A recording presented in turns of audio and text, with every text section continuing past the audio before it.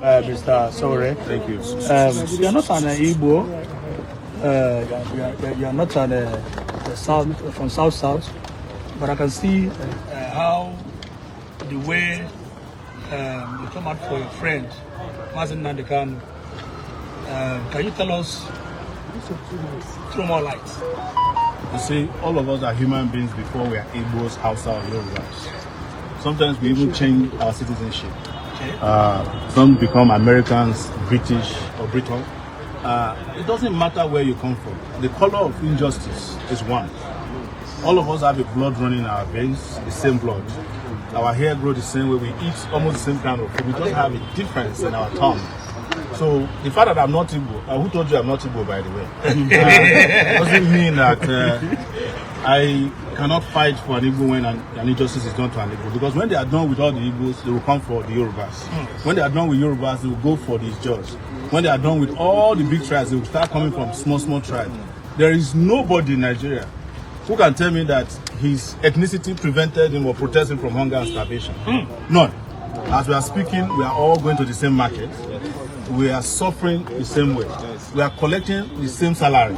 We are living in this hellhole known as Nigeria. So being an Igbo doesn't insulate you from suffering. It doesn't insulate you from injustice. In fact, being an Igbo just subjects you to more of it because Nigeria doesn't believe that an Igbo man deserves justice. But it has also happened to me before.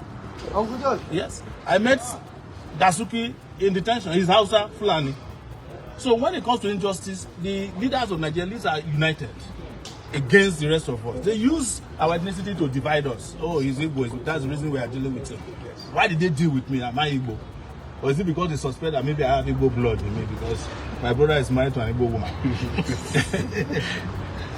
Okay, like, is there any kind of court hearing today? How do you see? I was invited to come and observe the court hearing. And I was told by his lawyers that a bail application had been filed so that he can be granted freedom. Nnamdi Kanu was not brought to this country legally. He was abducted, or you want to use a better word, kidnapped in Kenya. Yeah. And put on a plane. The Kenyan government is even saying they don't know how he was arrested in Kenya or abducted. So the process of bringing him to court was illegal.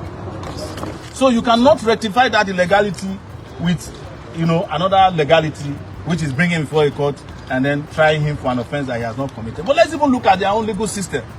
From the court here of first instance, where he was first brought, the Court of Appeal granted a ruling, a judgment, that Kanu committed no offense. A week later, they went and did their rule, they stayed the judgment. They were afraid of themselves, they couldn't speak the truth. Otherwise, they would have quashed the charges at that level. Well, look at nearly discharged and acquitted Nnamdi Kanu. But I think because of the hands of these people on the ground, a lot of water passes under our justice system bridges. So if you are bringing him to court and you have said that he did not jump bail, that is what the Supreme Court said. Because somebody who is living in his house quietly, respecting the law, and he went and invaded the place and he escaped barely by whiskers, cannot be said to have jumped bail.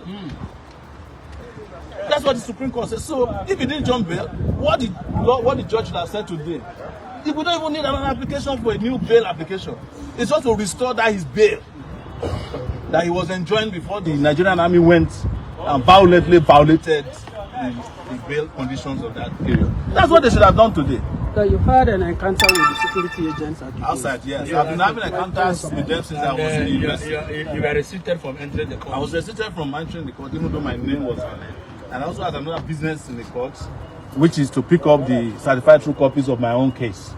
Because I want to sue them.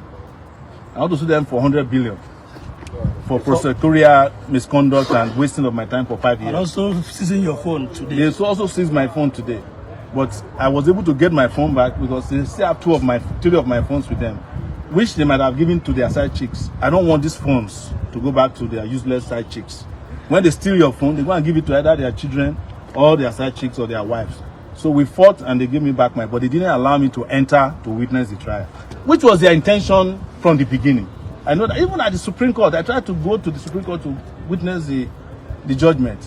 The Supreme Court people did not allow me in. It's the same DSS. How can, and I'm saying this before everybody, Nigeria Bar Association is useless. For the Nigeria Bar Association to allow DSS to be vetting lawyers that are coming to do legitimate business at the Federal High Court, that NBA is useless.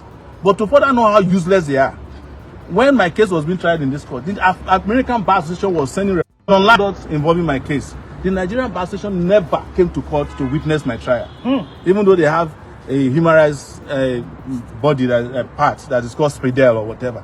They are more interested in conferences. They'll be going from one conference to the other. They don't stand up for human rights. The other time, before that useless Buhari left power, they went and were clapping for Buhari at their national convention. All right, sir. When he said that there's no problem with,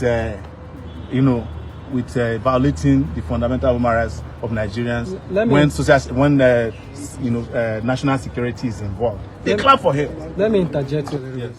You made mention of the fact that the way they repatriated Nnamdi Kanu back to Nigeria was illegal, and which was a statement already accepted by the Supreme Court. Yes. They now said, no matter what that illegality means, does not in any way flaw the process that he should go back to the Federal High Court to answer the remainder of the 8 community charges against him.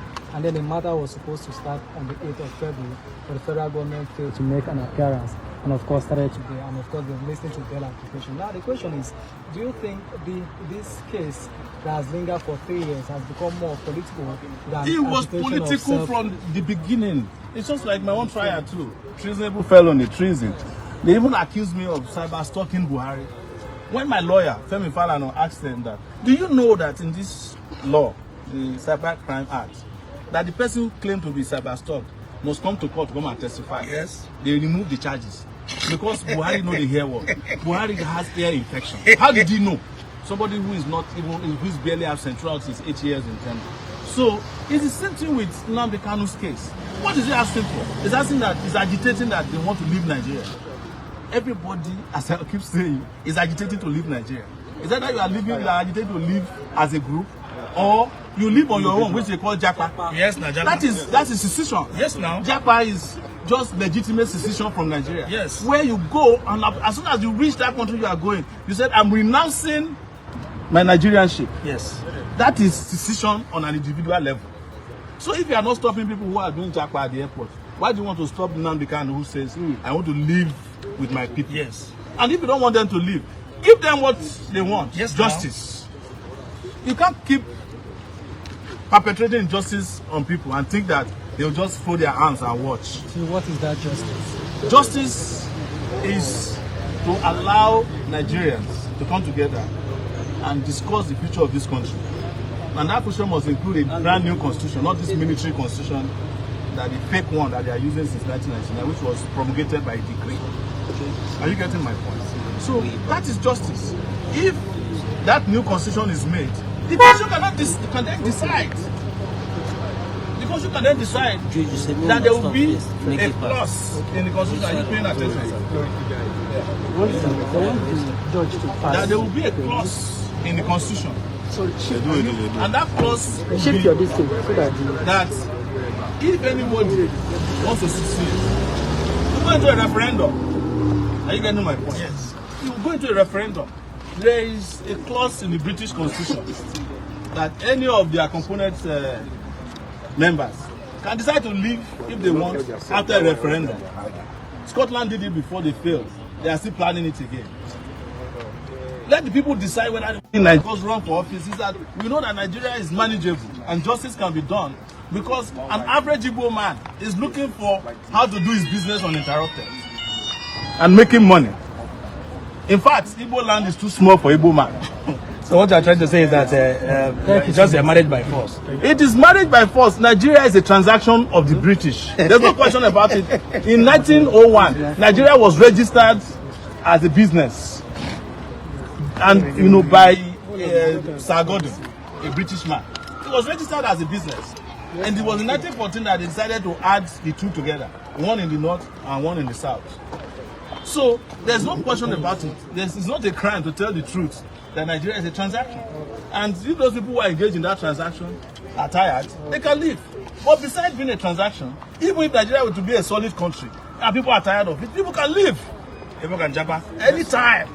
Anytime. I spent 20 years abroad. Come and question why I'm there now. Anytime I like, I come to Nigeria. I only spent 2 weeks in Nigeria for 20 years. Yes, between 1999 and 2019, when I was arrested and detained here. Since then. But guess what? Because of my interest in Nigeria, I did not change my citizenship. I'm still in Nigeria. When they seized my passport, I just got my passport back 3 days ago. Since 2019, they seized it in this court. One judge. The judge is no longer here. Justice Ojukwu. Are you getting my point? Yes. So nobody can force anybody to be together. Nigeria is like a marriage. Even in marriage, even if your wife says he likes you and you don't like her anymore, you go for divorce. Divorce. If your husband says I can't do without you and the wife is tired, yes, you go for divorce. So how can somebody force people to stay in Nigeria when they say they want to leave?